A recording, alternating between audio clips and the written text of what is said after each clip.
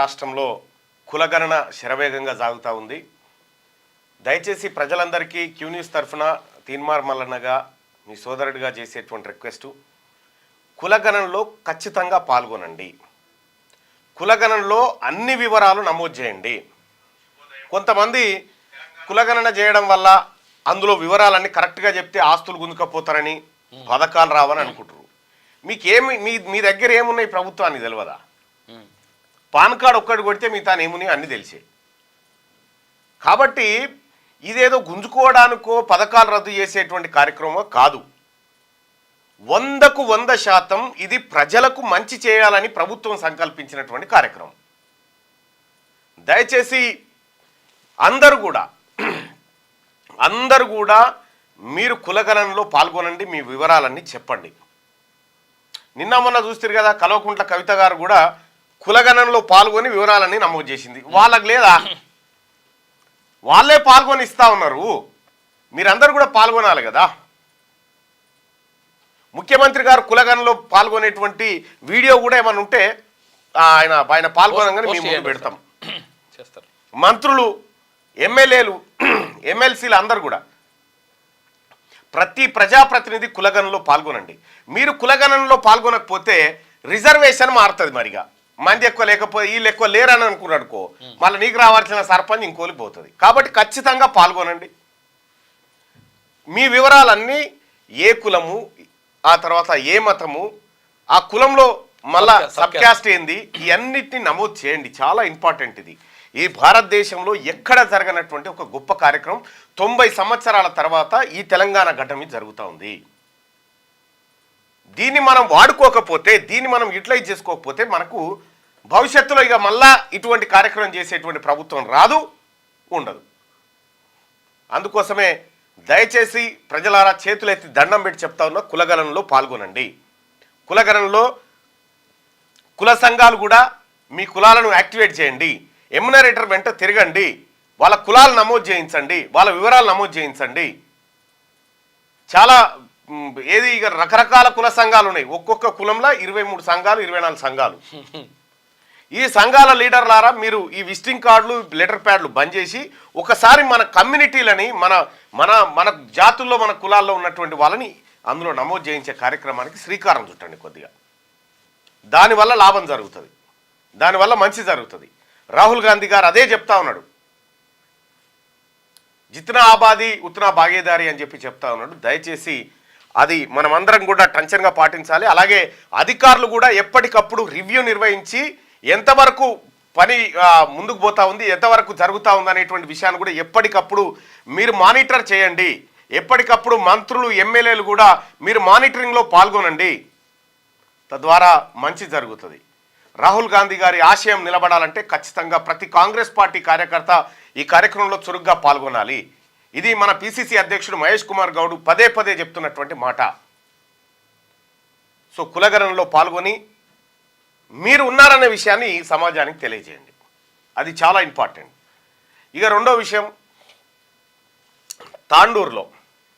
తాండూరులో బీసీల పరిస్థితి ఎట్లా ఉంది అనేది మనం చూసుకుందాం. అంతకంటే ముందు ఈ గ్రూప్ 4 ఫలితాలు వచ్చినాయి. గ్రూప్ 4 ఫలితాలు వస్తే టాప్ 2000 మంది వేరే జాబ్లలో సెటిల్ అయిపోయి ఉన్నారట. ఇప్పుడు అవన్నీ మళ్ళీ బ్యాక్లాగ్ కింద పడతాయని మళ్ళా వాళ్ళ ఆవేదన వ్యక్తం చేస్తూ ఉన్నారు. మరి ఇప్పుడు బ్యాక్లాగ్ కింద పోకుండా కాపాడాలంటే ఈ కింద ఉన్నటువంటి వాళ్ళని మెరిట్లోకి తీసుకోవడం ద్వారా ఇవి పూర్తిగా భర్తీ చేయొచ్చు అనేది నిరుద్యోగుల ఆలోచన. మరి ఇట్లు వీళ్ళు 2-3 ఉద్యోగాలు, పెద్ద ఉద్యోగం రాగానే అటు జైనాయ్, ఈడ ఎప్పుడో రాసి ఉంటాడు, దీని ఫలితం వచ్చి దీంట్లో కూడా ఉద్యోగం ఇది ఖాళీ. ఇది బ్యాక్లాగ్ కింద వాడడం వల్ల నష్టం జరుగుతుంది. అందుకోసమే దయచేసి ప్రభుత్వం అలాగే టీజీపీఎస్సీ కూడా ఆలోచన చేసి సో వీటిని బ్యాక్లాగ్ లేకుండా ఎట్లా చూడాలనేది మీరు చర్యలు తీసుకోవాల్సిందిగా నిరుద్యోగుల పక్షాన విజ్ఞప్తి చేస్తాం. నింపుదామనే చేసినాం కాబట్టి బ్యాక్లాగ్ పెట్టడం కూడా అది పద్ధతి కాదు. సో కాబట్టి ఆ కార్యక్రమాన్ని ఆలోచించాల్సిందిగా ప్రభుత్వానికి రిక్వెస్ట్ చేస్తూ, ఇక తాండూరు నియోజకవర్గంలో ఉన్నటువంటి బీసీల పరిస్థితి ఒక్కసారి చూద్దాం. ఇది తాండూరు నియోజకవర్గంలో ఉన్నటువంటి ఓటర్లు మొత్తం 2,18,885 2,18,885 మంది ఓటర్లు తాండూరు నియోజకవర్గంలో ఉన్నారు. ఇందులో దాదాపు నెంబర్ ఆఫ్ బీసీ ఓటర్స్ ఎంతమంది ఉన్నారు ఇందులో అంటే 55.08% మంది బీసీలు ఉన్నారు. అంటే 1,20,562 మంది తాండూరులో బీసీ ఓటర్లు, ఓన్లీ బీసీ ఓటర్లు. ఓసీ ఓటర్లు ఎంతమంది ఉన్నారు ఇక్కడ అంటే 15.32%. ఎంతమంది? 33,533 మంది. 33,533 మంది మాత్రమే ఓసీ ఓటర్లు ఉన్నారు. బీసీ ఓటర్లు వీళ్లకు 4 రెట్లు ఎక్కువ ఉన్నారు. 1,20,562 మంది బీసీ ఓటర్లు ఉన్నారు. మరి అక్కడ బీసీల రాజకీయ పరిస్థితిని ఒకసారి చూద్దాం. 33,000 ఓట్లు ఉన్నటువంటి వాళ్ళు ఓసీలు 8 సార్లు ఎమ్మెల్యేలు అయ్యారు అక్కడి నుంచి. 1,20,000 ఉన్నటువంటి వాళ్ళు 6 సార్లు మాత్రమే ఎమ్మెల్యేలు అయ్యారు అక్కడ. బీసీ ఎమ్మెల్యేలు ఎవరంటే ఎం మాణిక్రావు, ముదిరాజు, ఈయన 3 సార్లు గెలవడం జరిగింది తాండూరు నుంచి. ఎం చంద్రశేఖర్, ఈయన ముదిరాజు, ఈయన 2 సార్లు గెలవడం జరిగింది. ఇక మలుడి ఆదినారాయణ, ఎం ఆదినారాయణ, మున్నూరు కాపు, ఆయన ఒకసారి గెలవడం జరిగింది.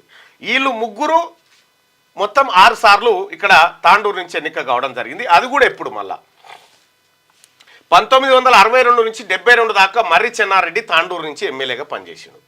ఆ తర్వాత 72 నుంచి 85 వరకు మాణిక్రావు, ముదిరాజు బిడ్డ, ఆయన దాదాపు 3 సార్లు పనిచేసిండు. తర్వాత 85 నుంచి 94 వరకు ఎం చంద్రశేఖర్ అని పనిచేసిండు, ఆయన కూడా బీసీ బిడ్డ. ఇక 94 నుంచి 2004 వరకు పి మహేందర్ రెడ్డి, పట్నం మహేందర్ రెడ్డి పనిచేసిండు, తెలుగుదేశం పార్టీ నుంచి ఆయన గెలవడం జరిగింది. 2004 నుంచి 9 వరకు నారాయణరావు అక్కడ విజయం సాధించిండు ఇండియన్ నేషనల్ కాంగ్రెస్ పార్టీ నుంచి. ఆ తర్వాత ఇక లేడు. 2009 నుంచి ఇప్పటి వరకు అసలు కాంగ్రెస్ పార్టీ కానీ ఏ పార్టీ కానీ అక్కడ బీసీలకు అవకాశం ఇవ్వలే. ఓట్లు మాత్రం బీసీలే, ఓట్లు బీసీలే. కేవలం వీళ్ళ దగ్గర ఉండేటి బీఫామ్లు అంతే, ఓట్లు మళ్ళీ బీసీల దగ్గరే ఉంటాయి. బీసీల ఓట్లు గెలిచేది మాత్రం ఓసీలు. సో ఇప్పుడు బీసీల్లో చాలా మార్పు వచ్చింది, బీసీలంతా ఐక్యత మీదకి వచ్చారు కాబట్టి సో ఈ పరిస్థితులు రేపు పొద్దుగాలు ఉండకపోవచ్చు. ఇప్పుడు బీసీల దగ్గర అడుక్కోవాల్సిందే. ఇంకా ఎలక్షన్ ఓట్ షేర్ ఒక్కసారి చూద్దాం. తాండూరులో మనోహర్ రెడ్డి, బి మనోహర్ రెడ్డి అక్కడి నుంచి కాంగ్రెస్ పార్టీ నుంచి గెలవడం జరిగింది. ఆయనకు 84,662 ఓట్లు వచ్చినాయి. ఆయనకు పైలట్ రోహిత్ రెడ్డి, ఈయనకు 78,079 ఓట్లు వచ్చినాయి. వీళ్ళిద్దరే కలిసి దాదాపుగా 1,60,000 ఓట్లు వీళ్ళిద్దరే షేర్ చేసుకున్నారు. 1,60,000 రెడ్లకు. వాళ్ళ ఓట్లు ఎన్ని ఉన్నాయి మరి? 33,000 ఓట్లు ఉన్నటువంటి వాళ్ళకి 1,70,000 ఓట్లు ఎట్లా పడ్డాయి? మరి ఇదే శంకర్ గౌడ్ బీసీ కదా, బీసీ నాకు 4,000 పడ్డాయి. సో ఇప్పుడున్నటువంటి పరిస్థితుల్లో ఎన్నికలు జరిగితే ఈ పరిస్థితులు ఉండవు. శంకర్ గౌడ్ టాప్లోకి వస్తాడు. అప్పుడు ఎందుకు వస్తాడంటే బీసీలో ఇవాళ చైతన్యం వచ్చింది.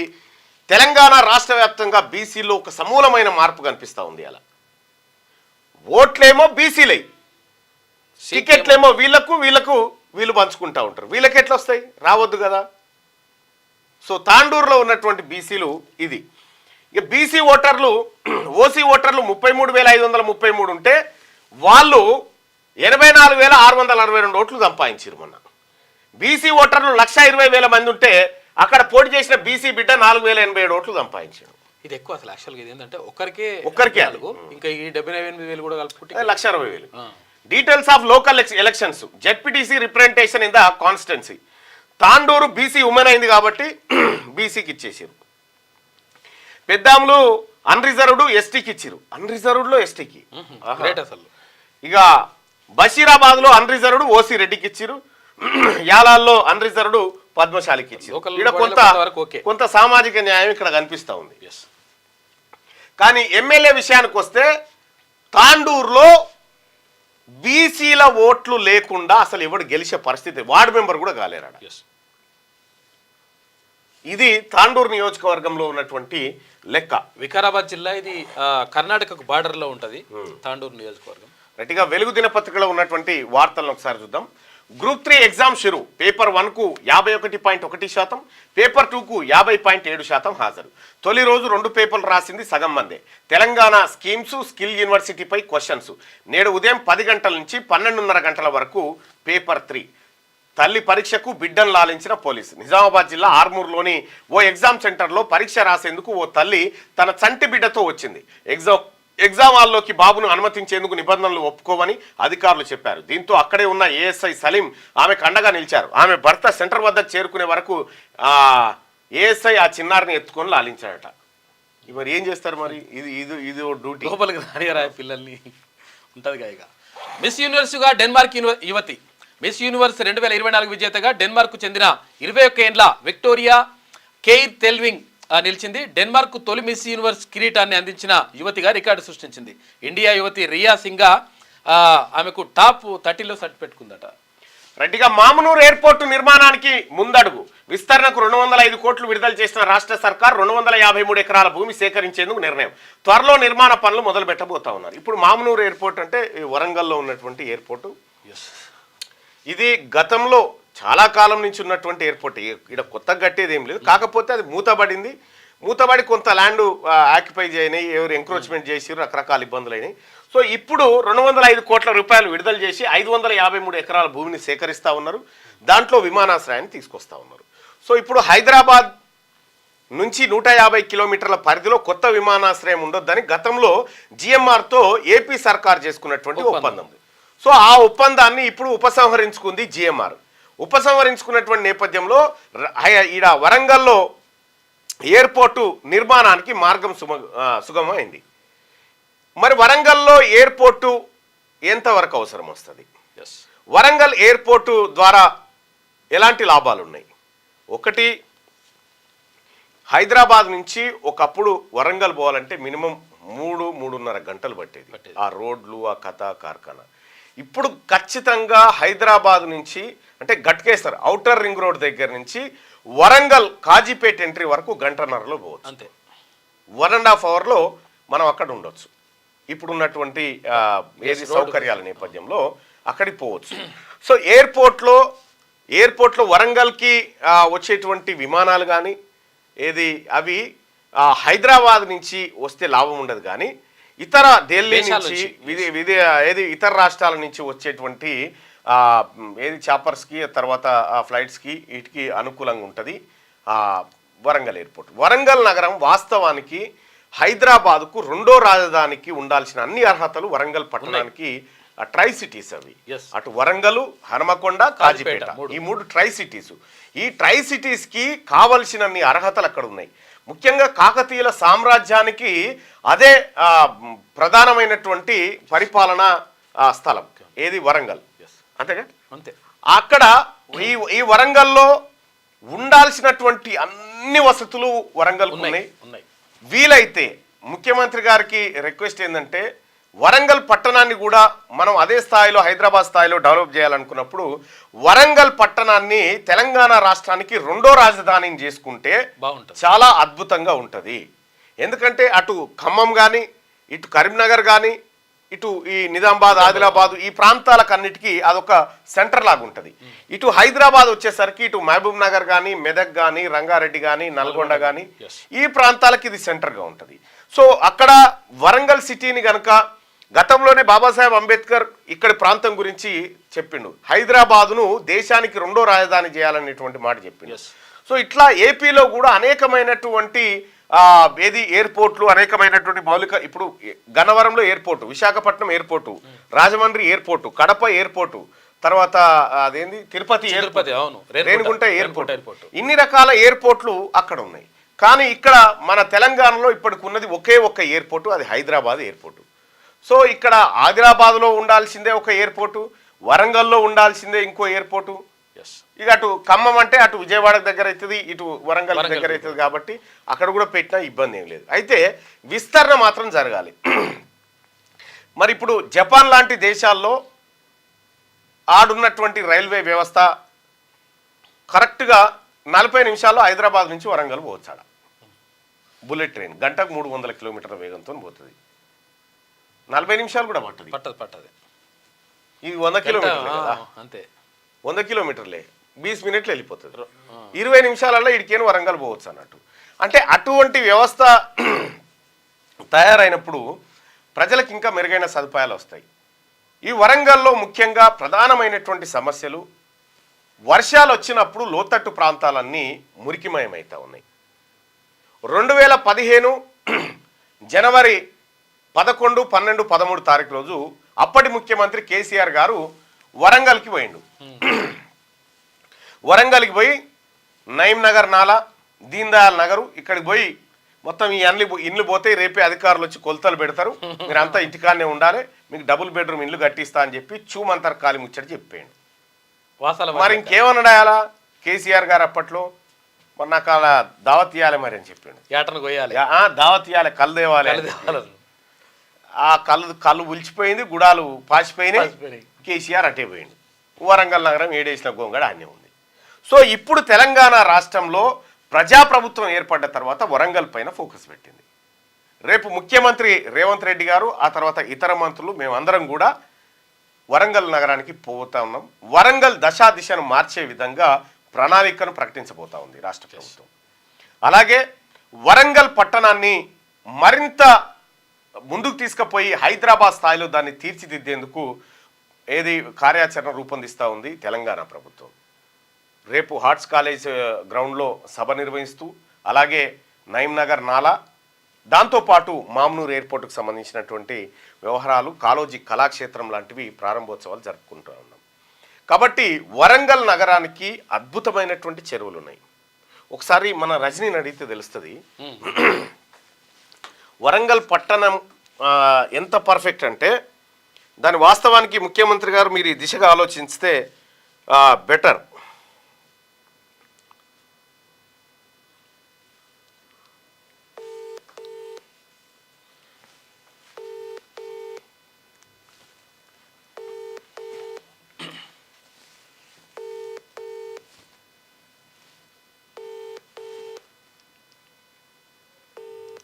వాకింగ్ కో స్నానానికి పోతారు. వరంగల్ చుట్టూ అద్భుతమైన చెరువులు. నీకు ఇక్కడ గీడ భద్రకాళి చెరువు, ఆ తర్వాత గీడొకటి ఉంటుంది, ఇది కాజిపేట దగ్గరలోనే ఒక చెరువు ఉంటుంది. చుట్టుముట్ట అన్ని అద్భుతమైన చెరువులు, అద్భుతమైన కోటగోడలు. నీకు వరంగల్ తూర్పుకు పోతే అద్భుతమైన కోటగోడలు ఉంటాయి. ఇక్కడ హైదరాబాద్లో ఎన్ని ఉన్నాయి అంతకంటే ఒకటి ఎక్కువనే ఉంది. అక్కడ రామప్ప చెరువు, పాకాల చెరువు, గణపురం చెరువు, అద్భుతమైనటువంటి గొలుసుకట్టు చెరువులు మనం హైదరాబాద్ తరహాలో అక్కడ చూడొచ్చు. హైదరాబాద్లో కూడా ఉండే హుస్సేన్ సాగర్, నిజాం సాగర్, హిమాయత్ సాగర్, ఇవన్నీ ఉండే. నిజాం సాగర్ అంటున్నా, సారీ, హిమాయత్ సాగర్, ఆ తర్వాత గండిపేటు, ఇటువంటి చెరువులన్నీ అద్భుతమైన చెరువులు ఉండే. ఇవి విధ్వంసానికి గురైనవి. ఇప్పుడు వరంగల్లో మాత్రం చాలా స్కోప్ ఉంది. వరంగల్లో లేనిదల్లా ఒక జైలు ఒక్కటే. ఆ జైలును కేసీఆర్ గులగొట్టి అన్న తాకట్టు పెట్టిండు, అదొక్కటి పోయింది తప్ప వరంగల్లో అన్నీ ఉన్నాయి. వరంగల్ని తెలంగాణ రాష్ట్రానికి రెండో రాజధానిగా ప్రకటిస్తే బాగుంటుందా? మీ ఒపీనియన్ కూడా తెలియజేయండి ఒకసారి. ఎందుకంటే మనకు ఆల్టర్నేటివ్ ఒక రాజధాని కూడా అవసరం తెలంగాణ రాష్ట్రంలో. ఇప్పుడు చాలా రాష్ట్రాలకు రెండు రాజధానులు ఉన్నటువంటి రాష్ట్రాలు కూడా ఉన్నాయి.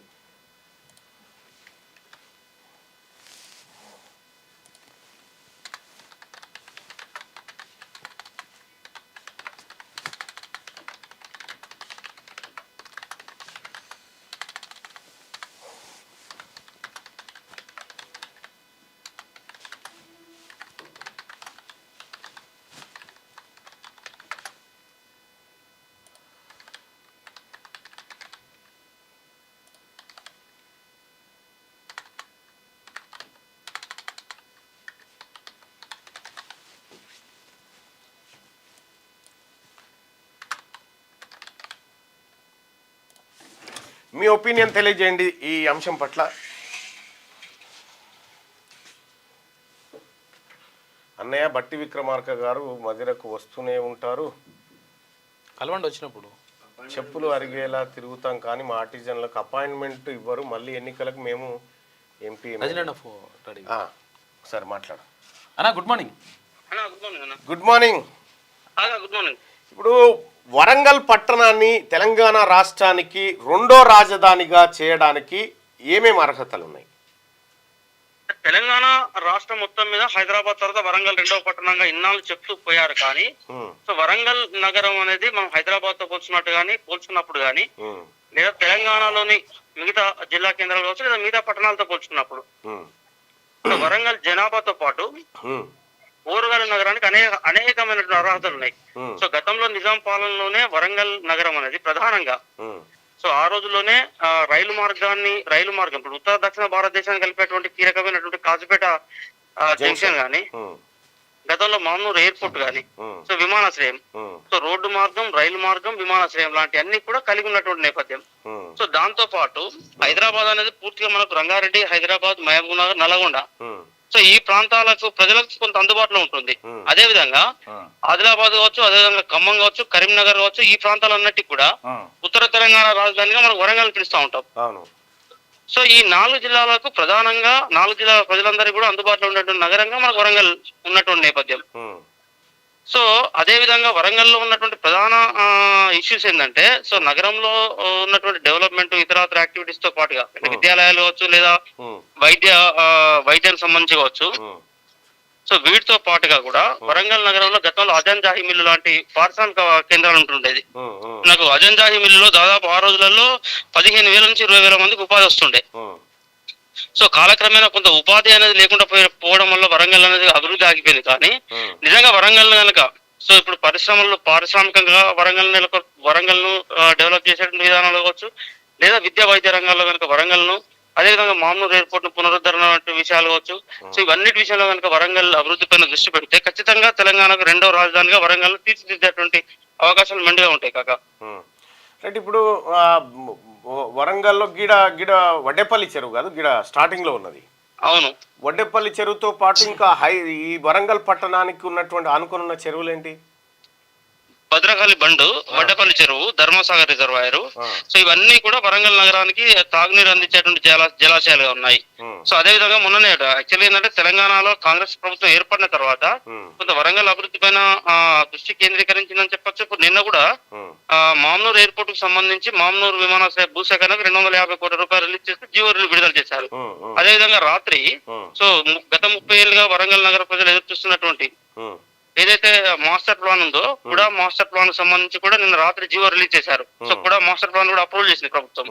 సో గడిచినటువంటి ఒక వారం రోజులుగా సో వరంగల్ అభివృద్ధికి సంబంధించినటువంటి ఇష్యూస్ వేగంగా జీవోలు విడుదల అవుతా ఉన్నాయి. దీర్ఘకాలికంగా వరంగల్ ప్రజలు ఎదురు చూస్తున్నటువంటి కూడా మాస్టర్ ప్లాన్ కావచ్చు, అదేవిధంగా భద్రకాళి బండుకు సంబంధించి కూడా భద్రకాళి బండు గతంలో అభివృద్ధి చేసినప్పటికీ భద్రకాళి చెరువుకు సంబంధించినటువంటి వాటర్ కూడా రిలీజ్ చేశారు. చెరువులో ఉన్నటువంటి పూడిక కావచ్చు, సో ఇతర వాటన్నిటిని కూడా క్లీన్ చేసేటువంటి ఉద్దేశంతో సో వాటర్ ప్రస్తుతం మొత్తం కూడా కిందికి వదిలినటువంటి నేపథ్యం ఉంది. అదేవిధంగా మామూలు ఎయిర్పోర్ట్ కు సంబంధించినటువంటి డబ్బులు రిలీజ్ చేశారు.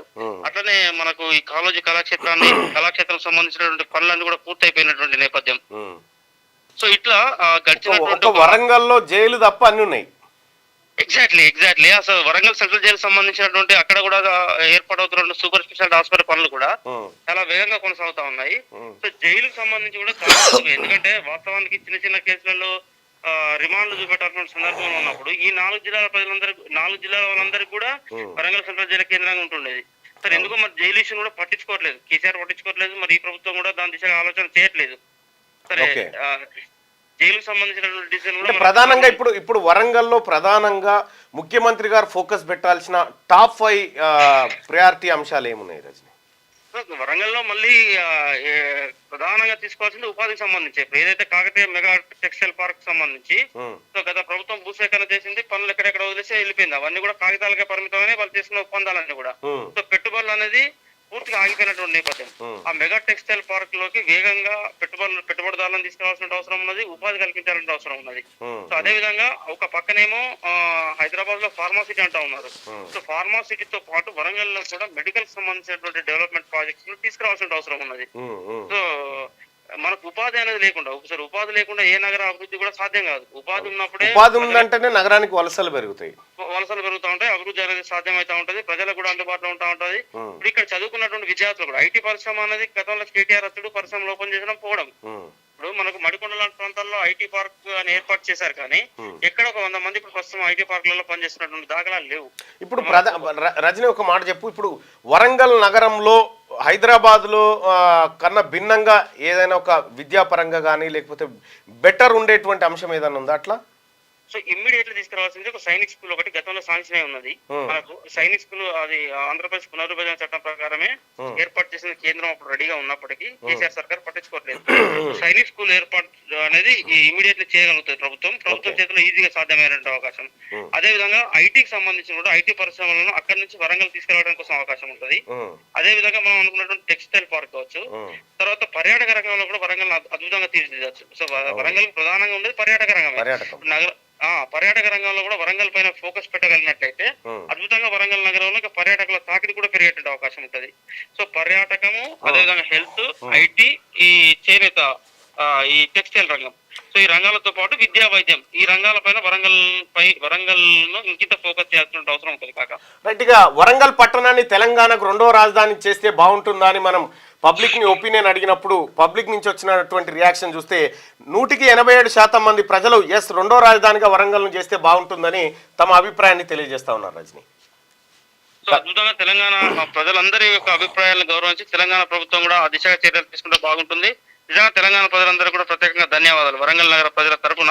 సో వరంగల్కి అన్ని అర్హతలు ఉన్నాయి ఖచ్చితంగా, ఎందుకంటే అభివృద్ధి అనేది ఒక దగ్గర కేంద్రీకృతం అయితే కూడా రేపు పొద్దున ప్రాంతీయ సమతుల్యత కూడా దెబ్బతినేటువంటి అవకాశం ఉంటుంది. కాబట్టి సో వరంగల్ పైన కూడా అభివృద్ధిని చేయడం ద్వారా సో తెలంగాణ రాష్ట్ర సర్వతోముఖ అభివృద్ధికి మనం సహకరించిన వాళ్ళు అవుతారు. సో తెలంగాణ రాష్ట్ర ప్రభుత్వం కూడా ఆ దిశగా చర్యలు తీసుకుంటే బాగుంటుంది.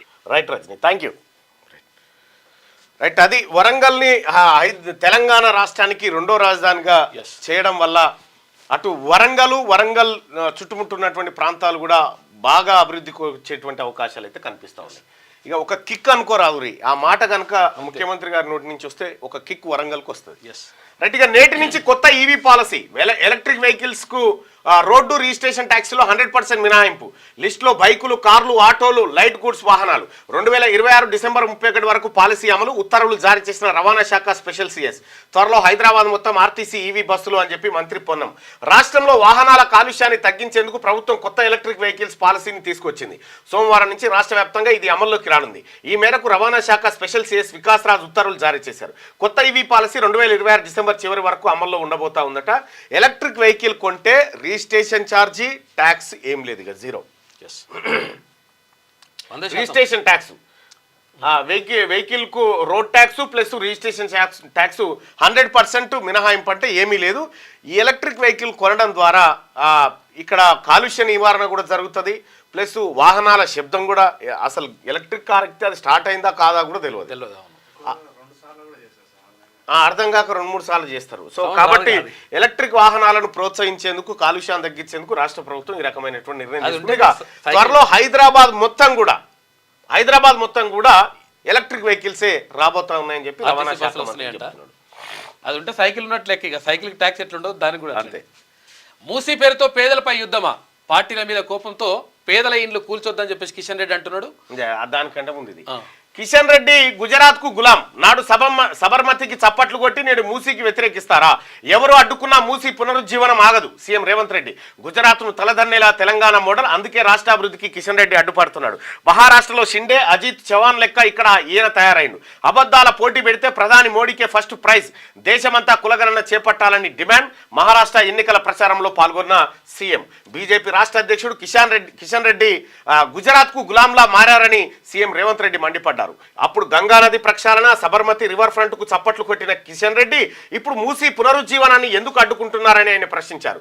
దేశంలో గుజరాత్ మోడల్ ను తలదన్నేలా తెలంగాణ మోడల్ మారుతున్నది. తెలంగాణలోని కాంగ్రెస్ ప్రభుత్వ మోడల్ దేశమంతా తెలిస్తే గుజరాత్ లోని బీజేపీ మోడల్ ఫెయిల్ అవుతుంది. అందుకే గుజరాత్ గులాం లెక్క కిషన్ రెడ్డి వ్యవహరిస్తూ మూసీ పునరుజ్జీవనానికి అడ్డుపడుతున్నారు. బీజేపీ నేతలు ఏం చేసినా, ఎవరు అడ్డుకున్నా మూసీ పునరుజ్జీవనం పూర్తి చేస్తామని స్పష్టం చేశారు. మహారాష్ట్ర ఎన్నికల ప్రచారంలో ఉన్న సీఎం రేవంత్ రెడ్డి అక్కడ మీడియాతో మాట్లాడారు. సో ఇక్కడ కిషన్ రెడ్డి గుజరాత్ కు గులాంగా మారిందని చెప్పి ముఖ్యమంత్రి రేవంత్ రెడ్డి అంటా ఉంటే, మూసీ పేరుతో పేదలపై యుద్ధమా, పార్టీల మీద కోపంతో పేదల ఇండ్లు కూల్చొద్దని చెప్పి కిషన్ రెడ్డి అంటా ఉన్నాడు. ఇండ్లు కూల్చకుండా అభివృద్ధి చేస్తామంటే నా వేతనం ఇస్తా, బీజేపీ లీడర్లు కూడా శ్రమదానం చేస్తారు. ఒట్టేసి చెప్తున్నా, గలీజ్ వాసన దోమలు లేవు, నిర్వాసితుల ఇండ్లకు కాపలా ఉంటాం. డ్రైనేజీ సంగతి తేల్చకుండా ఇండ్లు కూల్చడం సరికాదు. బుల్డోజర్లు ఎక్కిస్తామన్న సీఎం కామెంట్లతో 9 మంది గుండెపోటుతో చనిపోయినరు. హైదరాబాద్ కు కృష్ణా నీళ్లు తెస్తే సీఎం రేవంత్ ఫోటో మేమే పెట్టుకుంటాం. మూసీ నిద్ర తర్వాత ఆయన వ్యాఖ్యలు. పేదలపై రాష్ట్ర ప్రభుత్వం యుద్ధం ప్రకటించిందని, వారి ఇండ్లను కూల్చేస్తున్నదని కేంద్ర మంత్రి బీజేపీ రాష్ట్ర అధ్యక్షుడు కిషన్ రెడ్డి ఫైర్ అయ్యారు. ఇండ్లు కూల్చకుండా అభివృద్ధి చేస్తామంటే మూసి పునరుజ్జీవనానికి తాము వ్యతిరేకం కాదన్నారు. ప్రాజెక్టు కోసం తమ వేతనం ఇస్తామని ప్రకటించారు. పార్టీ నేతలు కార్యకర్తలు కూడా శ్రమదానం చేస్తారని చెప్పిండు. ఒక పని చేయరు, ఇప్పుడు మూసి కాడనంటే ఏదో ఆ సబ్జెక్టు పక్క పెట్టి ఇంకా వేరే కాడ చేస్తున్న పనులకు మీ జీతాలు మీ అన్ని ఇచ్చేది. వేరే కాడ చేసేటువంటి పనులు ఉన్నాయి కదా, ఆడియ్యరు. ఎందుకంటే ఆడనే పంచాయతీ ఏడుంటుందో గాడ ఈయన ఇచ్చేది లేదు, సచ్చేది లేదు. మళ్ళీ దోమలు లేదంటే వాసన వస్తలేదట. మరి ఏందో దోమలు లేవు, వాసన లేవు. అందుకే 3 నెలలు సంసారం చేయరాడు. 3 నెలలు సంసారం చేస్తే దోమల వాసన ఏంది, దాని కథ ఏంది అనేది మొత్తం తెలుస్తుంది. ఒక్క రోజుకే ఎట్లా అయిపోయింది చూడరాదు. ఒక్క రాత్రికే ఇంకా మంచి ఏది కలర్ ఫోటో ఉంటే చూడరు, మంచిది హెచ్డీలో ఉంటే. Hypersonic super success. ఇక ఇండియా తొలిసారి లాంగ్ రేంజ్ హైపర్సోనిక్ మిసైల్ను విజయవంతంగా పరీక్షించింది. ఈ మిసైల్ ధ్వని వేగానికి 5 రెట్ల స్పీడ్తో దూసుకెళ్లి 1500 కిలోమీటర్ల దూరంలోని లక్ష్యాన్ని ఛేదిస్తుందని DRDO ప్రకటించింది. ఇది ఇట్లుంటే కాళేశ్వరం లేకున్నా రికార్డు స్థాయిలో వరి.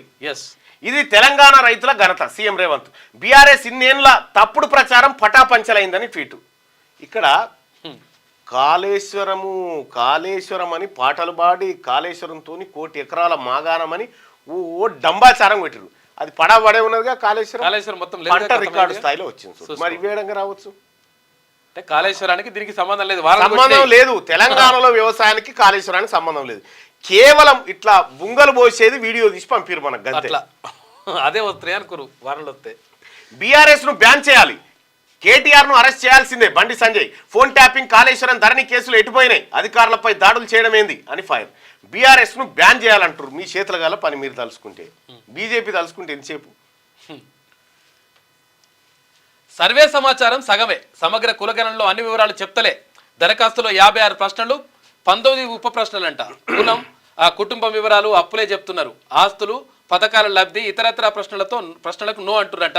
వస్తున్న స్కీమ్స్ పోతాయన్న భయంతో వెనకడుగు. జీతాలు కూడా కరెక్ట్గా వెల్లడించని కొందరు ప్రభుత్వ ఉద్యోగులు. రాష్ట్ర ప్రభుత్వం ప్రతిష్టాత్మకంగా చేపట్టిన సమగ్ర కులగణన సర్వేలో సగం సమాచారమే వస్తున్నది. దయచేసి ప్రజలారా, సగం సమాచారం ఇవ్వడం వల్ల మీకు వచ్చిన లాభం లేదు, నష్టం లేదు. పూర్తి సమాచారాన్ని ఇవ్వండి. పూర్తి సమాచారం ఇస్తేనే లాభం జరుగుతుంది. మీరు సగమే చెప్తారు. తెలియదా బ్యాంకులు ఎంత పడుతుంది అనేది? సర్కార్ దగ్గర లెక్కలు ఉన్నాయి. కాదు, గవర్నమెంట్ ఉద్యోగులు కూడా జీతాలు సగం చెప్తున్నారు. ప్రభుత్వ ఉద్యోగులు కూడా సగమే చెప్తున్నారు. తెలియదా ఇక్కడ లెక్కలు? దరఖాస్తులో ఉన్న ప్రశ్నలన్నింటికీ ఎవరు పూర్తి వివరాలు ఇవ్వడం లేదు. సర్వే దరఖాస్తులో మొత్తం 56 ప్రశ్నలు, 19 ఉప ప్రశ్నలు ఉన్నాయి. ఇందులో కేవలం 20 నుంచి 25 ప్రశ్నలకే పూర్తి స్థాయిలో జనం సమాచారం ఇస్తున్నారు. ఇందులో కులం, కుటుంబ సభ్యుల వివరాలు, చదువు వివరాలు, అప్పులు తప్ప ఇతరత్ర వివరాలు చెప్పడం లేదు. ఆస్తుల గురించి అడిగితే చాలు, అప్పులే తప్ప ఆస్తులు లేవని చెప్తున్నారు. పథకాల లబ్ధి గురించి కూడా లబ్ధిదారులు వెల్లడించడం లేదు. లబ్ధి పొందినవి చెప్తే భవిష్యత్తులో ఇస్తారో ఇవ్వరో అనే భయం. రేషన్ కార్డులు, ఆరోగ్యశ్రీ వంటివి కూడా పోతాయేమోనన్న అనుమానంతో వెనకడుగు వేస్తున్నట్టు తెలిసింది. ప్రజలారా, ఎవరిది ఏం పోదు, నాది బాధ్యత. ఎవరిదన్నా పోతే పోవట్లా. ఆఖరికి కొందరు ప్రభుత్వ ఉద్యోగులు కూడా తాము ఎంత జీతం అందుకుంటున్నది, ఆస్తులు ఎన్ని ఉన్నాయనేది కూడా కరెక్ట్గా చెప్పడం లేదు.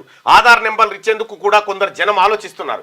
ఇంకా కొన్ని చోట్ల రెంటల్లను తమ ఇంటి నెంబర్ చెప్పొద్దంటూ ఆ ఇంటి యజమానులు దబాయిస్తున్నారు. ఈ విషయంలో ఎమ్యునరేటర్లు కూడా అవగాహన కల్పించడం లేదు. కొన్ని ఏరియాలో ఎమ్యునరేటర్లు అసిస్టెంట్లను పెట్టుకొని సర్వే ఫారాలు నింపుతున్నారు. అయితే గ్రామాల్లో తెలిసిన వ్యక్తులను ఎమ్యునరేటర్లు తమతో తీసుకెళ్లడంతో కొంతవరకైనా పూర్తి స్థాయి సమాచారం అందుతా ఉన్నది. దయచేసి అంత సమాచారం ఇవ్వండి, అది మన మంచికే. వీళ్ళు తప్పుడు ప్రచారం చేసిరు బీజేపీ వాళ్ళు, ఇది పోతుంది అది పోతుంది. బీజేపీ వాళ్ళ బాధ ఏంటంటే వాళ్ళ అధికారం పోతుంది. ఇప్పటి వరకు 58.3% ఇండ్ల సర్వే పూర్తి. ఈ నెలాఖరులోగా సర్వే పూర్తి చేయాలని ప్రభుత్వం డెడ్ లైన్ పెట్టుకున్నది. ఇప్పటికే 58.3% పూర్తయినట్లు వెల్లడించింది. ఇంకో వారం 10 రోజుల్లో వివరాల నమోదు పూర్తయ్యే అవకాశం ఉంది. సర్వేలో భాగంగా రాష్ట్రంలో మొత్తం 1,16,14,349 ఇళ్లను గుర్తించారు. నవంబర్ 9 నుంచి వివరాల నమోదు ప్రారంభించారు. రాష్ట్రంలో ఇప్పటి వరకు 67,72,246 గృహాల సర్వే పూర్తయింది. జిల్లాల వారీగా చూస్తే ములుగు 87.1%, నల్గొండ 81.4% జిల్లాలు ముందంజలో ఉన్నాయి. జనగాం 77.6, మంచిర్యాల 74.8, పెద్దపల్లి 74.3 తర్వాత వరుసలు ఉన్నాయి. జనసాంద్రత ఎక్కువగా ఉన్న గ్రేటర్ హైదరాబాద్ సిటీలో 38.3% సర్వే పూర్తయింది. ఇప్పటికే సేకరించిన సమాచారాన్ని ఆన్లైన్లో ప్రత్యేక సాఫ్ట్వేర్లో ఎంట్రీ చేస్తున్నారు. మొత్తం 87,807 మంది ఎమ్యునరేటర్లు పనిచేస్తున్నారు. 8,788 మంది సర్వేను పర్యవేక్షిస్తూ ఉన్నారు. సర్వేను చాలా జాగ్రత్తగా నిర్వహించండి ప్రజలారా. అందులో పాల్గొనండి. ఆ సర్వే మీ జీవితాలను మారుస్తుంది, మీ తలరాతలను మారుస్తుంది, మీ పిల్లల భవిష్యత్తును మారుస్తుంది సర్వే. అందులో పాల్గొనండి. మిడ్మానేరు నిర్వాసితులకు ఇందిరమ్మ ఇండ్లు ఇస్తారట. 4696 కుటుంబాలకు 5 లక్షల చొప్పున సాయం రిలీజ్ చేసిన రాష్ట్ర ప్రభుత్వం. రిలీజ్ చేసింది. కేసీఆర్ గతంలో ఉన్నప్పుడేమో ఎట్లుండేదంటే త్వరలో ఇండ్లు, జీవో కాయిదాలు కూడా వచ్చేది కానీ అమలు కాకపోయేది. ఈ మిడ్మానేరు కూడా కేసీఆర్ హయాంలోనే వాళ్ళ నిర్వాసితులు చేసింది. నిఘా నిద్ర గ్రూప్ 1 నుంచి లగచర్ల దాకా ఇంటెలిజెన్స్ ఫెయిల్, ఉన్నతాధికారుల పర్యవేక్షణ లోపం, సిబ్బంది నిర్లక్ష్యం, ఆందోళనలు విధ్వంసాలను ముందుగా గుర్తించని నిఘా వ్యవస్థ, క్షేత్రస్థాయిలో పర్యటించని ఇంటెలిజెన్స్ ఎస్బీ సిబ్బంది, సీఎం ఆదేశాలతో అడిషనల్ డీజీ ఆధ్వర్యంలో కమిటీ ఏర్పాటు, లగచర్ల ఘటనలో నిఘా వైఫల్యంపై సమగ్ర విచారణ చేస్తా ఉన్నారట. అంటే కలెక్టర్ మీద దాడి జరుగుతుందనేటువంటి విషయాన్ని మన నిఘా సంస్థలు పట్టుకోలేకపోయినాయి, ఫెయిల్ అయిపోయింది అనేది ఈ వార్త సారాంశం. ఇదొకటే కాదు, గ్రూప్ 1 ఎగ్జామ్ లీకేజీలు, కథా కార్ఖానా ఏడ కూడా ఏది సెక్రటేరియట్ ముట్టడి వ్యవహారం కూడా. రాష్ట్రంలో ఇటీవల జరిగిన ఘటనలు చూస్తుంటే నిఘా వ్యవస్థ నిద్రపోయినట్టు కనిపిస్తున్నది. గ్రూప్ 1 ఆందోళన నుంచి లగచర్ల ఘటన దాకా ఇంటెలిజెన్స్ ఫెయిల్ అయినట్టు స్పష్టమవుతున్నది. ఉన్నతాధికారుల పర్యవేక్షణ లోపం, క్షేత్రస్థాయిలో సిబ్బంది నిర్లక్ష్యంతోనే రాష్ట్రంలో అవాంఛనీయ ఘటనలు జరుగుతున్నట్టు తెలుస్తున్నది. ఆందోళనలు విధ్వంసాలను ముందుగా గుర్తించడంలో నిఘా వ్యవస్థ వైఫల్యం కొట్టొచ్చినట్టు కనిపిస్తున్నది. 3 నెలలుగా ఉద్రిక్త పరిస్థితులు ఉన్న పోలీసులు పట్టనట్టు వ్యవహరించారు. ఇంటెలిజెన్స్, స్పెషల్ బ్రాంచ్ సిబ్బంది క్షేత్రస్థాయిలో పర్యటించడం లేదు. పోలీసులు ఇప్పుడు గద్వాల అదొకటి కామెంట్ చూసినాం, గద్వాలలో అసలు నిర్లక్ష్యంతో ఉందట పోలీసు వ్యవస్థ. ఇప్పుడు కామెంట్ చూసినాం. ఇదే మళ్ళీ కొల్లాపూర్లో ఆయన పేరేంది బాల వెంకటరమణ ఎస్ఐ కదా, ఎస్ఐని సస్పెండ్ చేసిరు, ఫరారిలో ఉన్నాడట. రిమూవ్ చేసి ఎందుకు ఆ లంగ పనులు చేయాలి? 23 మంది పైన అక్రమ కేసులు పెట్టిరని పోలీస్ శాఖను గుర్తించి సస్పెండ్ చేసింది. దొంగ. ఇక మణిపూర్లో మళ్లీ మంటలు, సీఎం బిరేన్ మంత్రుల ఇండ్లపై నిరసనకారుల దాడి, ఎమ్మెల్యేల నివాసాల్లో ఫర్నిచర్ ధ్వంసం, సంక్షోభాన్ని రూపుమాపే చర్యలు తీసుకోండి, కుకీ మిలిటెంట్లపై చర్యలు చేపట్టాలని మైథిల డిమాండ్. మణిపూర్ సీఎం ఇంటిని ముట్టడించిన నిరసనకారులంటూ సీఎం ఇళ్లనే ముట్టడించారు. ఇక్కడ మణిపూర్లో మంటలు ఇంకా ఆరలే, కానీ ఉక్రెయిన్ రష్యా యుద్ధాన్ని ఆపినని నరేంద్ర మోడీ గారు చెప్పుకుంటారు. ఇక్కడ గీడికి మాత్రం ఇప్పటి వరకు పోలే, మణిపూర్ పోలే. విద్యుత్ డిమాండ్ డౌన్ అయిందంట. చలి తీవ్రతతో తగ్గిన వినియోగం సెప్టెంబర్లో 15,570 మెగావాట్ల పీక్ చేరింది. అయితే ఇవాళ 10,000 మెగావాట్లకు పడిపోయిన డిమాండ్, రోజుకు 100 మిలియన్ యూనిట్ల వరకు తగ్గిన వాడకం అంట. ఫ్యాన్లు ఇవన్నీ ఒక్క వాన కొట్టేది, ఎండ కొట్టేది, చలి ఒక్కటే మనకు కొట్టేది అంతే. విశ్వసుందరి విక్టోరియా కెజాన్ ఇక డెన్మార్క్ భామను వరించిన కిరీటం, ఆ దేశానికి మిస్ యూనివర్స్ ఇదే తొలిసారంట. రన్నరప్గా నైజీరియా, మెక్సికో యువతులు. ఇక టాప్ 30లో భారత్కు చెందిన రియా ఆమె గెలిచిందట, విశ్వసుందరట. హైపర్సానిక్ క్లబ్ లో భారత్, ఒడిశాలో విజయవంతంగా దీర్ఘశ్రేణి క్షిపణి పరీక్ష. ఇదో చారిత్రాత్మక ఘట్టం. రాజ్నాథ్ సింగ్ ఇప్పటికే ఈ క్షిపణులను వాడుతున్న రష్యా, చైనా, అమెరికా పరీక్షల విజయవంతం. తాజా ప్రయోగంతో వీటి సరసన భారతదేశపు తొలి దీర్ఘశ్రేణి హైపర్సానిక్, శబ్దం కన్నా 5 రెట్లు అంతకు మించి వేగంతో. శబ్దం కన్నా 5 రెట్లు అంటే అది మామూలు వేగం కాదు కదా. క్షిపణి రక్షణ రంగం పరిశోధన అభివృద్ధి సంస్థ ఒడిశాలోని డాక్టర్ ఏపీజే అబ్దుల్ కలాం దివి నుంచి విజయవంతంగా పరీక్షించింది. డిఆర్డీఓ శాస్త్రవేత్తలు, త్రివిధ దళాలకు చెందిన ఉన్నతాధికారుల సమక్షంలో ఈ పరీక్షను నిర్వహించారు. ప్రపంచంలో ఇప్పటిదాకా ఒక రష్యా వద్ద మాత్రమే ఆపరేషనల్ హైపర్సానిక్ క్షిపణులు ఉన్నాయి. ఉక్రెయిన్ యుద్ధంలో వాటిని వాడినట్టున్నారు. ఇగో ఇప్పుడు ఇండియా తయారు చేసింది హై రేంజ్వి. శబ్దం ఇప్పుడు నేను చెప్పిన మాట నీ చెవికిన వాడే లోపల అంతకంటే 5 రెట్ల స్పీడ్ తోటి వెళ్ళిపోతుందంట. బాలుడి తల చేతులు నరికి మణిపూర్లో 2 ఏళ్ల చిన్నారి దారుణ హత్య, కుటుంబంలోని మరో 5 నదిలో మృతదేహాలంట. అయితే వెలుగులోకి కుకీ మిలిటెంట్ల దుశ్చర్య, రాష్ట్రంలో తీవ్ర నిరసనలు, ఉద్రిక్తత. కేంద్ర హోంశాఖ సమీక్ష నిర్వహించింది. విద్వేషమే బీజేపీ రాజకీయం అని చెప్పేసి కాంగ్రెస్ అధ్యక్షుడు మల్లికార్జున ఖర్గే అంటున్నాడు. బీరెన్ సర్కార్కు ఎన్పీపీ మద్దతు ఉపసంహరించుకుంది. ఇది ఇట్లా ఉంటే ఈవీ ట్యాక్స్ ఫ్రీ, 2026 దాకా రోడ్ ట్యాక్స్, రిజిస్ట్రేషన్ ఫీజు లేదు. ఎలక్ట్రిక్ వాహనాలకు భారీ మినహాయింపులు. బైకులు, 4 వీలర్లు, క్యాబ్లు, ఆటోలు, బస్సులు, ట్రాక్టర్లు వర్తింపట. గతంలో రోడ్ ట్యాక్స్, రిజిస్ట్రేషన్ ఫీజుకు పరిమితులు. తొలి 2 లక్షల బైకులు, 8,000 కార్లు, 2,000 ఆటోలకే. మినహాయింపులపై ఇప్పుడు ఎలాంటి పరిమితి లేదు. కాలుష్య నియంత్రణకే ప్రోత్సాహకాలని చెప్పి మంత్రి పొన్నం. రోడ్ ట్యాక్స్ మిగులు ఇలా 17%, 10 లక్షలకు పైచిలకు కారు కొంటే 17% రోడ్ ట్యాక్స్ ఉంటే అది మాఫీ. ద్విచక్ర వాహనాల బైకులకు 12% రోడ్ ట్యాక్స్ ఉంటే అది మాఫీ. అంటే ఆదాయ రిజిస్ట్రేషన్ ఫీజు అంటే 1,000 నుంచి 1,500 మధ్య ఇది ఆదా అవుతుంది రిజిస్ట్రేషన్ ఫీజు. ఇక కిషన్ రెడ్డి గుజరాత్ గులాం, మహారాష్ట్ర మహారాష్ట్రలో రేవంత్ కాన్వాయ్లోని వాహనాన్ని తనిఖీ చేస్తున్న దృశ్యం అంటూ ఒక వార్తను చూస్తా ఉన్నాం. ఇక కిషన్ రెడ్డి గుజరాత్ గులాం సబర్మతి మాదిరిగా మూసి ఆయనకు ఎందుకు కనిపించదు? గుజరాత్ మోడల్ విఫలమైతుందనే చెడగొట్టే యత్నం. బీజేపీ నేతలు ఏదైనా చేసుకొనివ్వండి, ప్రక్షాళన చేసి తీరుతాం. వీర్ల గడ్డలో విద్రోహులు షిందే, అజిత్, అశోక్ చౌహాన్. అబద్ధాల పోటీలో ప్రధాని మోడీ నంబర్ 1. సీఎం రేవంత్ ఇక మహారాష్ట్ర ఎన్నికల ప్రచార సభల్లో మళ్ళీ వాహనం తనిఖీ చేసిరట. సహజంగా చేస్తాం. మేము కూడా ఏడికి నాందేడు, బొకార్ ఈ ప్రాంతంలో నేను కూడా పోవడం జరిగింది ప్రచారానికి. ఇంకా మనదిగా రైతుల శ్రమతోనే వరి సిరి. ఇక కాళేశ్వరంతో సంబంధం లేకుండా రికార్డు స్థాయి పంట వచ్చిందట. ఇక బీఆర్ఎస్ తప్పుడు ప్రచారం పటాపంచలు అయిపోయిందని చెప్పేసి రేవంత్ రెడ్డి అంటున్నాడు. బిడ్మానేర్ నిర్వాసితులకు 4696 ఇందిరమ్మ ఇండ్లు ఇస్తా అని చెప్తా ఉన్నారు. ఇక కిషన్ రెడ్డి మూసి నిద్ర ఫోటోషూట్ మాత్రమే. మహేష్ కుమార్ గౌడ్ ఫోటోషూటే. రేవంత్ ప్రజల్ని ఒప్పించి ప్రక్షాళన చేయి. ఇక మీ బీజేపీ నాయకులు ఒప్పుకోకపోతే ప్రజలంతా ఒప్పుకోనట ఎట్లా? అలాగైతే మూసీ ప్రాజెక్టుకు మేము శ్రమదానం చేస్తాం. పేదల ఇళ్లను కూల్చివేయడమే ఇందిరమ్మ రాజ్యమా? తీవ్ర మనోవేదంతో ఇప్పటికే 9 మంది మృతి చెందారు. బుల్డోజర్లు వచ్చినా ప్రజల వెంటే ఉంటాం. కిషన్ రెడ్డి, రేవంత్ రెడ్డి, కేటీఆర్ ఇద్దరు ముఖ్యమంత్రులే. వారి కుటుంబాల మధ్య వ్యాపార సంబంధాలున్నాయి. రుజువు చేయలేకపోతే పదవి నుంచి తప్పుకుంటా అని చెప్పి బండి సంజయ్ అంటా ఉన్నాడు. అంబర్పేట తులసిరామ్ నగర్లో స్థానికులతో కేంద్ర మంత్రి కిషన్ రెడ్డి. రేవంత్కు రక్షణ కవచంగా కమలదళమట. రాష్ట్ర ప్రభుత్వంపై ఏఐసీసీకి ఎందుకంత సంతృప్తి? భూసేకరణను రాహుల్ గాంధీ అడ్డుకోలేదే. లగచర్లను మళ్లించేందుకే మూసీ నిద్ర. కేటీఆర్, మహారాష్ట్రలో ఓట్ల కోసమే బీజేపీ మూసీ నిద్ర అని చెప్పి శ్రీధర్ బాబు. వణుకు మొదలైంది. రాష్ట్ర వ్యాప్తంగా పడిపోతున్న ఉష్ణోగ్రతలు. ఆసిఫాబాద్ జిల్లా గిన్నెదరిలో 11.8 డిగ్రీల సెల్సియస్ నమోదైంది. రాబోయే 3 రోజుల్లో మరింత తగ్గే అవకాశం. చలి తీవ్రతపై అన్ని జిల్లాలకు ఎల్లో అలర్ట్ జారీ చేసింది. రైట్గా గ్రూప్ 3 పరీక్షకు 50% హాజరు. హైదరాబాద్లో 41% మంది మాత్రం. 50% మంది ఫీజు కట్టి సపరేట్. సంగారెడ్డి కలెక్టర్ సంతకం ఫోర్జరీ. 40 కోట్ల విలువైన ప్రభుత్వ భూమిపై కన్ను. అమ్మేందుకు ఎన్ఓసి కూడా తయారీ. స్వాతంత్ర సమరయోధుల వారసుల కుట్ర. 5 అరెస్టు, పరారులో 4. సంగారెడ్డి కలెక్టర్ సంతకం ఫోర్జరీ చేసిరట. సంతకం పెడతాడు, ఇలా పెట్టినట్టు. లాభదాయక అనర్హతపై కొత్త చట్టం. ఫ్లాగ్షిప్ పథకాల్లో సభ్యులుగా ఉన్న వారిపై వేటు పడదు. బిల్లుపై ప్రజాభిప్రాయం కోరిన కేంద్ర న్యాయశాఖ. 1959 నాటి చట్టం రద్దుకు యోచన. వర్తమాన కాల పరిస్థితులకు అనుగుణంగా నిర్వచనమట. లాభదాయక అనర్హతపై కొత్త చట్టం తీసుకొస్తా ఉన్నారట. ఎదిట్లుంటే ఓరుగల్లుకు ఎయిర్ బస్ 320. పెద్ద విమానాలు తిరిగేలా విమానాశ్రయ నిర్మాణం. 949 ఎకరాలు అవసరం. ఏఐ పరిధిలో 696 ఎకరాలు ఉంది. మరో 280 ఎకరాల సేకరణకు 205 కోట్లు మంజూరు. ఎయిర్పోర్టుకు లైన్ క్లియర్ అని ముందే చెప్పిన ఆంధ్రజ్యోతి ముందే చెప్తుంది.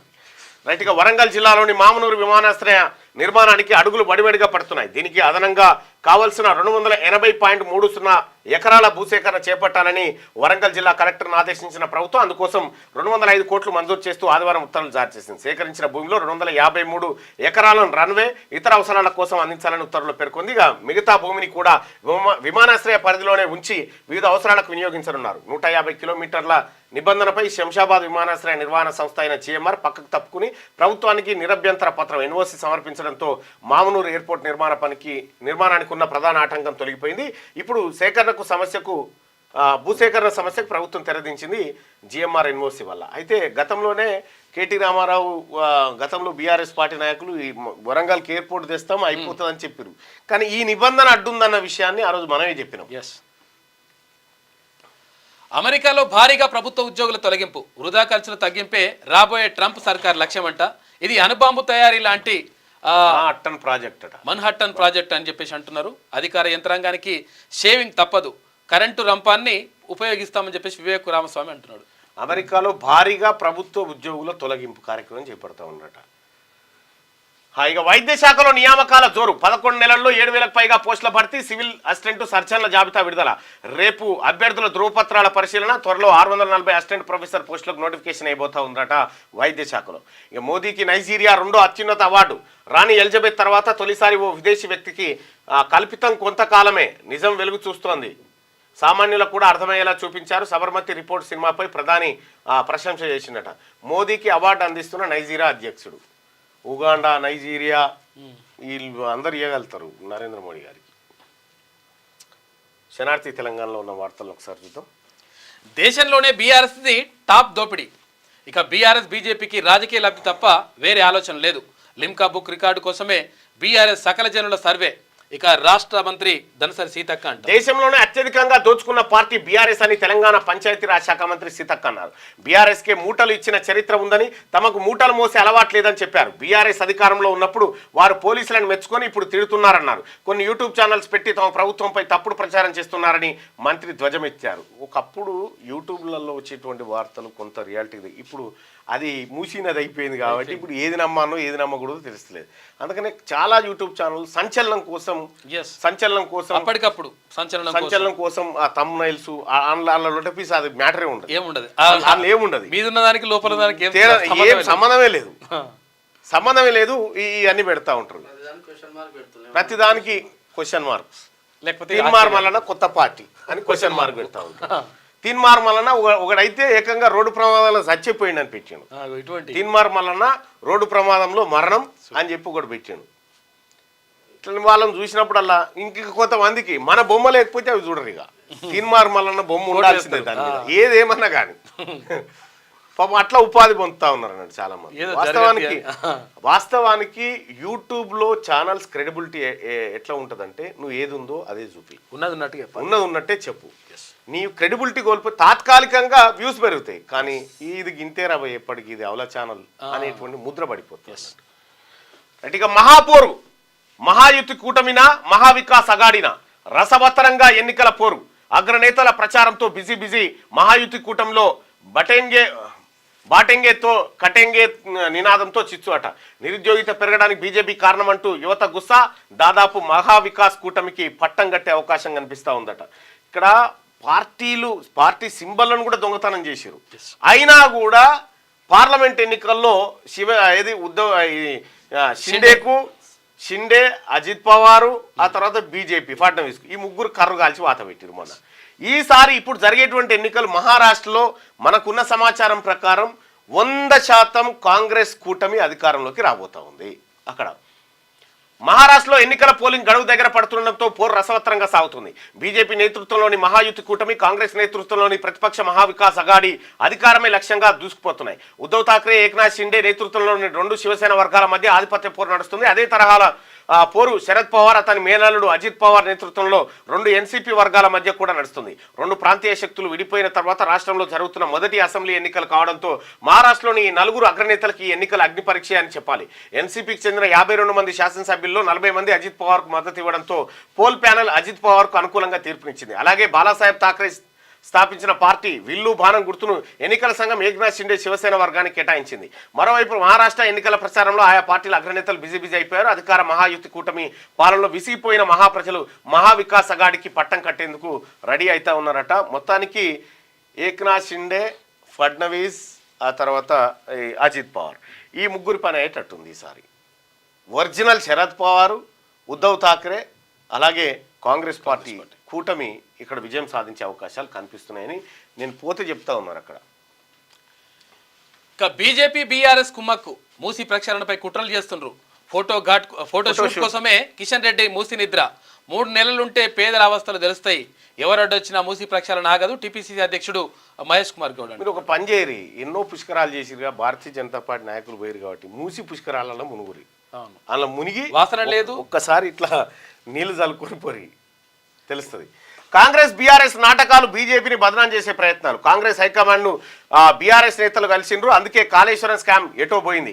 కేంద్ర మంత్రి బండి సంజయ్, రాష్ట్రానికి రేవంత్, కేటీఆర్ ఇద్దరు సీఎంలని పరామర్శ. అయితే కేటీ రామారావు ఢిల్లీలో తేలిండు, ఇలా పొద్దున ఢిల్లీలో తేలిండు. మరి ఎందుకోసం పోయిండు, ఏం కథ అనేది తెలవాల్సినటువంటి అవసరం.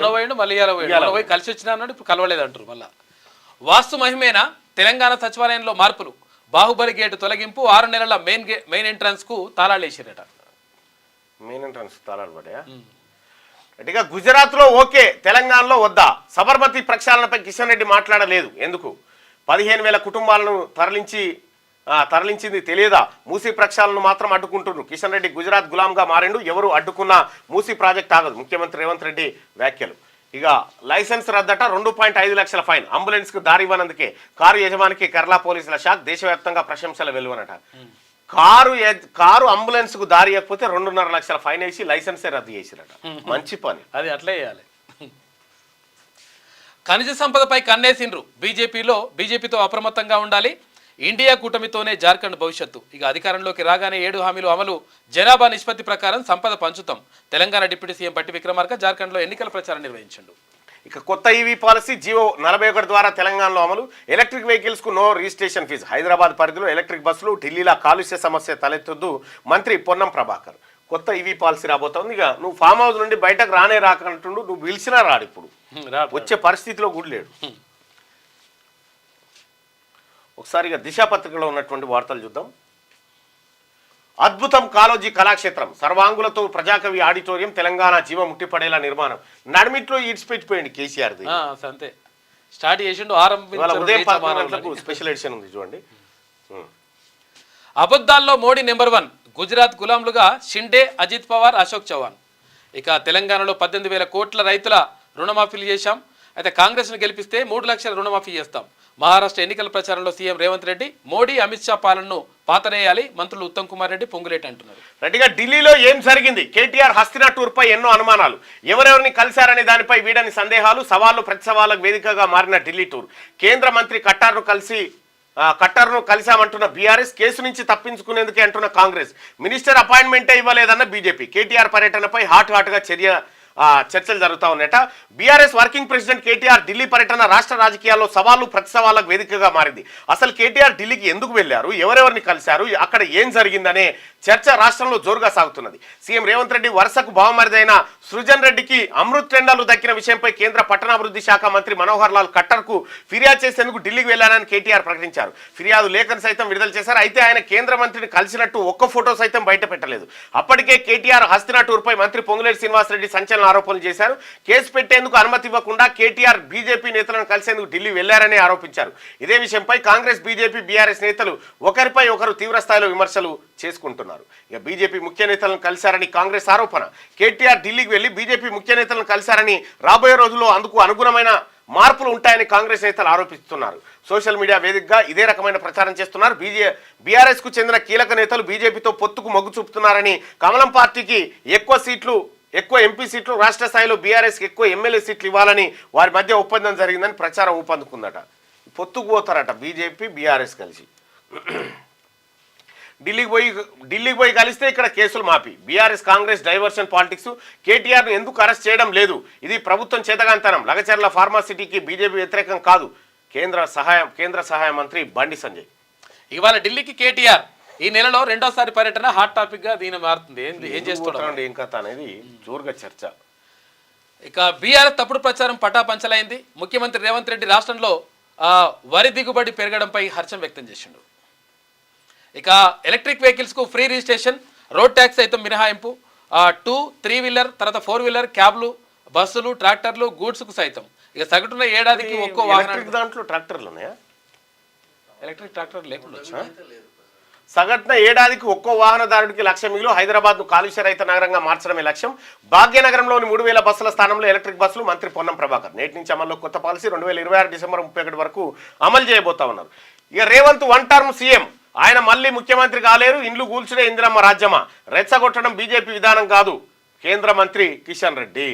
ఇక కిషన్ రెడ్డి గారు పోయి ఓ పని చేయరు, ఈ నిద్రపోవుడు కాదు, మీరు మూసి పుష్కరాలు చేసి ఇలా మునుగురన్లా పాపాలు పోవు. ఇంకా మీ గుజరాత్ గులాంగిరి బంద్ చేయి, డ్రామాలొద్దు, మూసీపై చర్చ చేద్దాం. ఫోటోషూట్ కోసమే కిషన్ రెడ్డి నిద్ర. సబర్మతికి ఒక న్యాయం, మూసీకి మరో న్యాయమా? మహేష్ కుమార్ గౌడ్. ఇక లగచర్ల డైవర్షన్ కోసమే మూసి నిద్ర. రేవంత్ కు రక్షణ కవచంగా కమలదళం. దోస్తును కాపాడేందుకే చీకటి రాజకీయం. హైడ్రాను స్వాగతించింది మీరైతే అడ్డుకుంటున్నామన్నది మేము. బీజేపీపై కేటీఆర్ ఫైర్ అవుతున్నట. ఇక ప్రధాని మోడీకి అత్యున్నత పురస్కారం, the grand commander of order of niger ప్రకటించిన నైజీరియా అవార్డు అందుకున్న రెండో విదేశీ నేతగా మోడీ రికార్డు సృష్టించిండు. ఇది భారత ప్రజలకు అంకితం అని చెప్పేసి ఆయన అంటున్నారు. ఈ దేశంలో బాగా ఈ డ్రగ్స్ ఈ వ్యవహారం అంతా నైజీరియాలో చాలా మంది పట్టుబడ్డారు. Hypersonic success. భారత్ తొలి లాంగ్ రేంజ్ క్షిపణి పరీక్ష విజయవంతం. 1500 కిలోమీటర్ల కంటే ఎక్కువ దూరంలోని శత్రువులను ఛేదించే లక్ష్యం అంట. 1500 కిలోమీటర్లు కంటే ఎక్కువ రేంజ్లోకి పోతుందట. అత్యాధునిక మిలిటరీ టెక్నాలజీ జాబితాలోకి భారత్. హైదరాబాద్లోనే క్షిపణి తయారు. కేంద్ర రక్షణ శాఖ మంత్రి రాజ్నాథ్ సింగ్. ఇక పేపర్ 1కు 51.1%, పేపర్ 2కు 50.7% హాజరయ్యారు గ్రూప్ 3 ఎగ్జామ్. రూపాయలు 149కే ఇంటర్నెట్ కనెక్షన్ 20 MBPS స్పీడ్తో వచ్చే వారం నుంచి గవర్నమెంట్ ఆఫీసులకు, కొత్త సంవత్సరంలో గృహాలకు 8,919 గ్రామాలకు టీ ఫైబర్ సేవలు, 3,000 విలేజెస్లో BSNL ద్వారా త్వరలో టీ ఫైబర్ బోర్డు సమావేశం. 149 రూపాయలకి ఇంటర్నెట్ కనెక్షన్ ఇస్తారు. ఇక మామనూరు విమానాశ్రయం అవసరం ఎంత? వరంగల్ టు హైదరాబాద్ రోడ్డు మార్గమే బెటర్. అయితే అంటే ఇది వరంగల్ నుంచి హైదరాబాద్ కోసమే విమానాశ్రయం కాదు, కాదు కాదు ఇతర రాష్ట్రాల నుంచి ఇతర ప్రాంతాల నుంచి రావడానికి కూడా ఆ విమానాశ్రయం. ఒకవేళ అక్కడి నుంచి ఇక్కడికే అయితే ఆడ వెయిట్ చేయడము, తర్వాత ఆడ ఉండడం, దానికి ఎక్కువ టైం పడుతుంది. ఫ్లైట్ జర్నీతో మరింత టైం వేస్ట్, కార్గో సేవలు అంతంతే. భూసేకరణపై రైతుల నుంచి వ్యతిరేకత, ప్రారంభించేందుకు ఎయిర్పోర్ట్ అథారిటీ ఆసక్తి. 2-3 గంటల్లో చేరుకునే ఛాన్స్. వరంగల్ జిల్లా మామనూరులో విమానాశ్రయం ఏర్పాటుకు వైపు ఎయిర్పోర్ట్ అథారిటీతో సంప్రదింపులు జరుపుతున్న ప్రభుత్వం మరోవైపు భూసేకరణ ప్రయత్నాలు షురూ చేసింది. ఈ క్రమంలో అసలు ఈ ఎయిర్పోర్ట్ వరంగల్ వాసులకు ఏ మేరకు ఉపయోగపడుతుందనే చర్చ మొదలైంది. వరంగల్ ప్రజలు హైదరాబాద్కు వెళ్లాలంటే విమానం కంటే కారో బస్సులోనే వెళ్తే 2-3 గంటల్లో చేరుకుంటామని రవాణా రంగ నిపుణులు చెప్తున్నారు. ఫ్లైట్ జర్నీ చేసి హైదరాబాద్లోని తమ ఇంటికి చేరుకునేసరికి కనీసం 5 గంటల సమయం పడుతుంది. అసలు హైదరాబాద్ టు వరంగల్ అని ఎవరు చెప్పారు? ఫ్లైట్ ఫ్లైట్ తప్పు కాదు, వేరే రాష్ట్రాలకు. ఈ వార్త సారాంశం తప్పు. ఎస్, వేరే రాష్ట్రాలకు వెళ్ళడానికి ఉపయోగపడుతుంది. ఇక మిడ్ మానేర్ నిర్వాసితులకు ఇందిరమ్మ ఇండ్లు 4,696 గృహాలు మంజూరు చేసిన రాష్ట్ర ప్రభుత్వం 4వ దశలో 5 లక్షల ఇల్లులు ఇవ్వనున్న సర్కార్. ఏండ్ల తర్వాత నెరవేరిన నిర్వాసితుల కళ. సెక్రటరియట్ బాహుబలి గేట్లు తొలగింపు, సమీపంలోనే కొత్త గేట్లు ఏర్పాటు, డిసెంబర్ 9 లక్ష్యంగా రాత్రింబవళ్లు సాగుతున్న పనులు. 205 కోట్లు మామనూరు ఎయిర్పోర్ట్ విస్తరణకు నిధులు విడుదల చేశారట. ఇది ఎయిర్పోర్ట్ రన్వే, ఇంకా పెద్దగా విస్తరించడానికి ఎయిర్పోర్ట్ చేస్తూ ఉన్నారు. ఎయిర్పోర్టు అక్కడ వరంగల్లో రావాల్సిందే. అక్కడ మరి హైదరాబాద్లో ఉండగా మళ్ళీ ఆడేందుకు కట్టిండి వచ్చేది వరకు ఏదో పని మీదనే కట్టి ఉంటుంది కదా. సో ఇప్పుడు మానవ రవాణా కోసం ఆ ఎయిర్పోర్ట్ అవసరం. నేరుగా ఢిల్లీ నుంచి వరంగల్కు ఫ్లైట్ ఉంటే తప్పేం కాదు, ముంబై నుంచి వరంగల్ ఫ్లైట్ ఉంటే తప్పేం కాదు. సో ఇక్కడ హైదరాబాద్లో దిగి మళ్ళీ పోవడం కంటే అది బెటర్. సో ఈ రకంగా అది అవసరం వరంగల్లో ఎయిర్పోర్ట్. ఇక ఒకసారి పల్లవిలో ఉన్నటువంటి వార్తలు చూద్దాం. ప్రధాని మోడీకి అత్యున్నత పురస్కారం లభించింది. సబర్మతికి సప్పట్లు కొట్టి మూసీకి అడ్డుపడతారా? బీజేపీ మూసీ నిద్రపై రేవంత్ రెడ్డి ఫైర్. మహారాష్ట్ర ప్రజలను మోసం చేసేందుకు బీజేపీ ఏకనాథ్ షిండేను పావుగా వాడుకుంది. తెలంగాణలో కిషన్ రెడ్డిని అదే తరహాలో ప్రయోగిస్తున్నారు. ఎవరు అడ్డుపడినా మూసీ సుందరీకరణను ఆపేదే లేదు. తెలంగాణ రైజింగ్ మోడల్ గుజరాత్ మోడల్కు కౌంటర్ మోడల్ కాబోతున్నది. మహారాష్ట్ర ఎన్నికల ప్రచారంలో సీఎం కామెంట్స్. గుజరాతే, తెలంగాణ మోడల్ తెలంగాణనే. అసలు తెలంగాణ గుజరాత్ పోలికే లేదు. ఇండ్లు కూల్చడమే ఇందిరమ్మ రాజ్యమా? పేద ప్రజలపై